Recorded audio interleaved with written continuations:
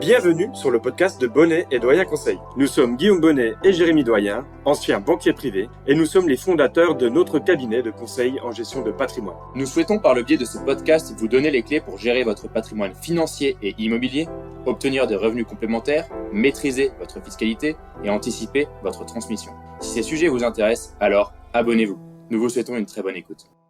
Et aujourd'hui, avec Guillaume, nous allons nous poser la question suivante. Est-ce la fin de l'investissement locatif en France ?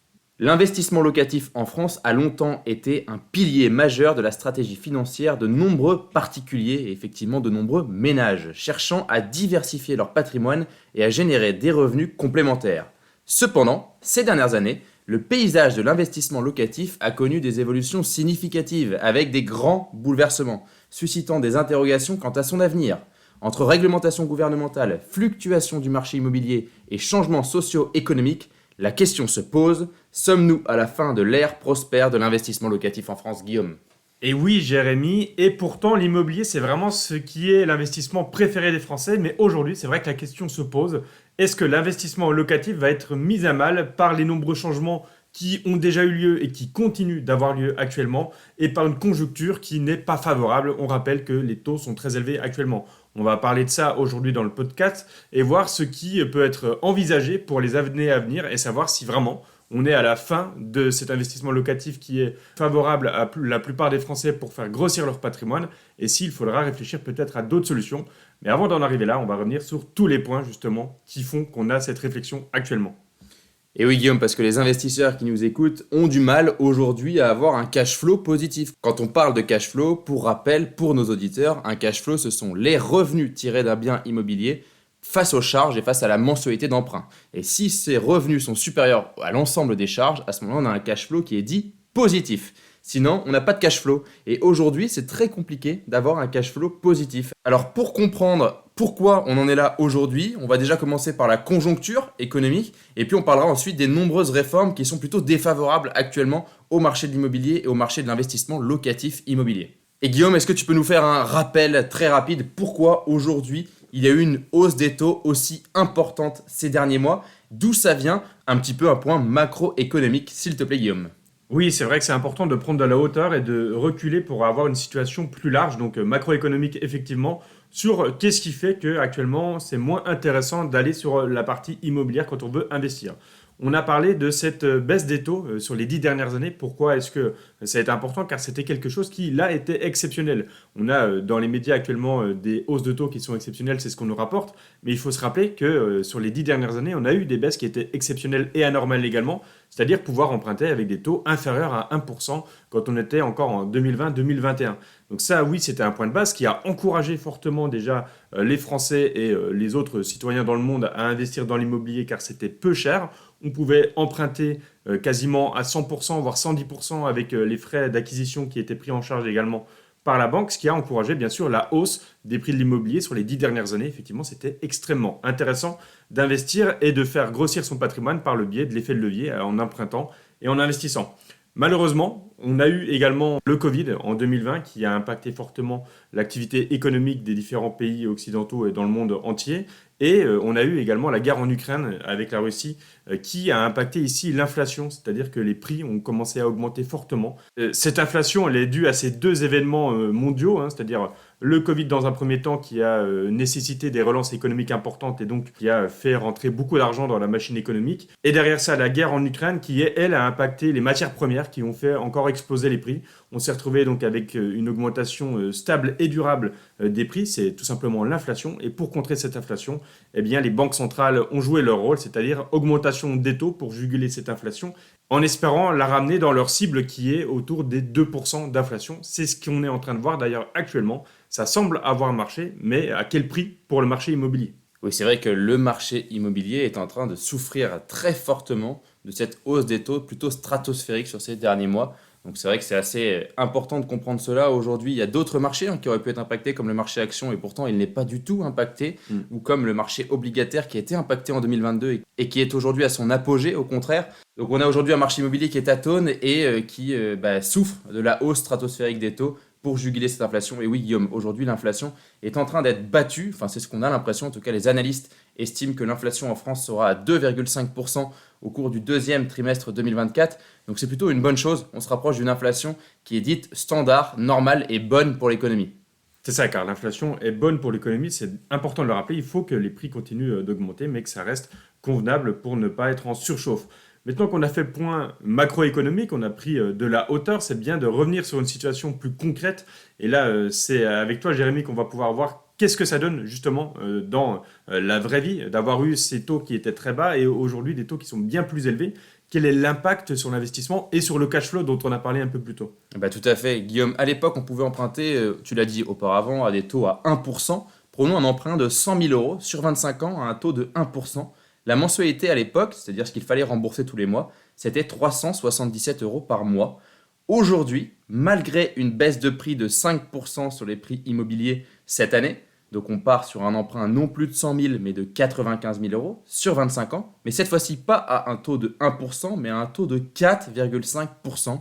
Eh bien la mensualité, ce que vous devez rembourser tous les mois, n'est plus de 377 euros par mois, mais bien de 528 euros par mois, soit une différence de cash flow de 151 euros par mois. C'est juste énorme. Ça veut donc dire qu'aujourd'hui, quand on emprunte, et quand on emprunte même moins qu'à l'époque, on doit rembourser plus tous les mois et ça complique du coup l'investissement locatif. Ça complique le fait de se projeter dans un investissement locatif tout simplement. Ah oui, car là, on comprend bien que pour l'investisseur, il faut réussir à compenser le plus possible par le loyer qui va être pris au locataire cette hausse. Mais là, la hausse est tellement importante que c'est quasiment impossible de faire ça. Ah oui, parce que là, la hausse, elle est à peu près de 30-40%. Autant vous dire que les loyers n'ont pas augmenté de 30-40% en un an. Et j'ai même envie de rajouter que cette hausse, elle est importante pour la mensualité, elle ne s'arrête pas là. Il y a eu également une hausse des charges de copropriété et des taxes foncières. Et cette hausse, cette fois-ci, elle est bien presque de 20 ou 30% dans certaines villes. Donc on y est bien. Donc c'est-à-dire que toutes les charges ont augmenté entre 20 et 30%. Mais par contre, les loyers, eux, ont été stabilisés. J'ai envie de dire presque. On a eu une hausse, oui, presque proche de l'inflation, entre 3 et 5% sur ces 2 dernières années. Ça reste très très faible pour les propriétaires et pour les futurs investisseurs locatifs. Donc oui, on a une hausse stratosphérique des charges d'un côté et de la mensualité d'emprunt et une hausse plutôt très légère sur la partie loyer. Donc un cash flow qui devient de plus en plus compliqué. En tout cas, ce qu'on comprend ici, Jérémy, c'est que l'impact, il est dû à des facteurs économiques. C'est-à-dire que c'est vraiment l'inflation qui a impacté les taux, qui eux-mêmes impactent l'emprunt et qui ensuite impactent le cash flow, puisqu'on a un coût qui est bien plus élevé aujourd'hui qu'il ne l'était il y a 2 ou 3 ans. Mais ce n'est pas tout sur l'immobilier. Derrière, on a aussi un impact des gouvernements aujourd'hui. Et oui, Guillaume, car j'allais te dire souvent, quand ça va mal dans la conjoncture, on essaye de relancer par des politiques gouvernementales. Eh bien, actuellement, c'est tout le contraire. Ça veut dire qu'on appuie encore plus sur le marché de l'immobilier, on le met encore plus dans le rouge, et on va parler effectivement des principales réformes qui impactent ce marché. Et on parle aussi de la notion prime de risque quand on investit dans un investissement. C'est vrai que cette prime de risque pour le marché immobilier aujourd'hui n'est plus du tout rentable. Le risque pris pour la rentabilité en face n'est plus là. Donc les investisseurs se tournent vers d'autres placements. On va revenir au marché de l'immobilier, on va expliquer ces politiques gouvernementales et on va commencer effectivement par le Airbnb qui vient d'être touché de plein fouet avec un abattement qui va changer. Et oui, là on reparle de la loi de finances pour 2024 qui avait été débattue à la fin de l'année 2023 où on a remis en cause certains avantages qui étaient très conséquents justement de la location meublée non professionnelle. Et celui qui a le plus fait parler à l'époque, c'est bien sûr cet abattement sur les locations de courte durée, sur ce qu'on appelle le Airbnb tout simplement, la location de tourisme qui profitait d'un abattement de 71% sur les revenus qui étaient générés grâce aux locations. Cet abattement de 71%, il a été réduit à 50% pour revenir à égalité avec ce qui était fait sur la location meublée non professionnelle, mais de plus longue durée. C'est-à-dire que si vous avez par exemple des loyers de 10 000 euros par an, un abattement de 71% vs un abattement de 50%, si vous avez une tranche marginale d'imposition à 30%, vous allez payer 1 000 euros d'impôt de plus. Donc c'est quand même un impact très important. De notre côté, on a ensuite le LMNP qui a failli être mis en cause et on est passé tout proche d'un grand bouleversement dans le marché de l'immobilier et dans le marché de l'investissement locatif. Sachez que ce n'est pas le cas, donc on n'en parlera pas. Cela reste encore une des dernières niches fiscales en France, j'ai envie de dire. Mais on a failli passer de l'autre côté pour le LMNP et ça aurait été une catastrophe. Ça n'est pas le cas. On va parler des 2 autres choses qui ont également impacté le marché de l'immobilier. Oui, qui sont pour l'instant, à l'heure actuelle, toujours d'actualité. On parle du DPE, Le DPE, c'est le diagnostic de performance énergétique qui lui aussi risque d'impacter fortement le marché immobilier en poussant certains propriétaires à vendre leurs biens ou à avoir des coûts supplémentaires pour faire des travaux qui seront nécessaires pour augmenter la notation DPE. Je rappelle que cette notation, elle impacte fortement le marché immobilier car il va y avoir des interdictions de location qui vont être mises en place. On parle de 2025 pour les logements qui sont classés G, de 2028 pour les logements classés F et 2034 pour les logements classés E. Ça veut dire que si vous êtes propriétaire d'un bien qui a ces étiquettes énergétiques, vous êtes dans l'obligation de faire des travaux si vous voulez continuer à pouvoir le louer et donc à percevoir des revenus.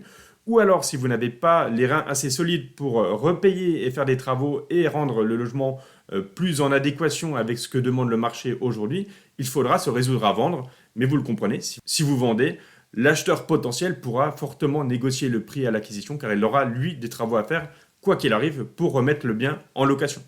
Et oui, c'est encore un impact. Et puis derrière, il y a la fin de l'investissement Pinel. C'est terminé. En cette fin d'année 2023, l'investissement locatif en Pinel est terminé. Vous ne pourrez plus bénéficier de cette loi Pinel qui permettait d'avoir un abattement fiscal quand on investissait dans un investissement immobilier neuf sous la loi Pinel. C'est vrai que ça aussi, c'est la fin du Pinel et c'est aussi un facteur qui va impacter fortement les promoteurs car ils bénéficiaient de cet investissement immobilier neuf pour l'attrait fiscal. Aujourd'hui, c'est terminé. Donc on pense qu'il y aura peut-être autre chose avec Guillaume qui va remplacer cet investissement Pinel, mais pour l'instant, ce n'est pas le cas et ce n'est pas dans les petits papiers du gouvernement. Donc on en reparlera dans les mois à venir, mais ce n'est pas le cas pour le moment. Et c'est vrai que comme tu l'as dit en introduction, Jérémy, le rôle du gouvernement, c'est aussi d'être là pour relancer un secteur qui est en difficulté. Et actuellement, l'immobilier est en difficulté, les promoteurs sont en difficulté parce que le neuf est atone, le marché du neuf est totalement atone. Les notaires également sont pour certains en difficulté, les agences immobilières sont en difficulté. Et aujourd'hui, il n'y a plus rien qui pousse les Français à investir, c'est même le contraire. On est en train de réduire les opportunités pour l'immobilier. Donc peut-être effectivement qu'il y aura de nouvelles choses qui seront imaginées pour le gouvernement à l'avenir pour relancer ce secteur en 2024 et 2025 et les années suivantes. Allez, vous le comprenez, on vient de dresser un tableau très très noir pour l'investisseur locatif. Sachez que c'est un point important que je vais rajouter en cette fin de podcast. C'est dans ces périodes de forte inflation et de grands bouleversements que les opportunités sont extrêmement nombreuses. Mais pour cela, un accompagnement est nécessaire pour faire les bons choix dans la gestion de votre patrimoine. Parce que oui, c'est dans les périodes de forte turbulence que les meilleures opportunités s'offrent devant vous.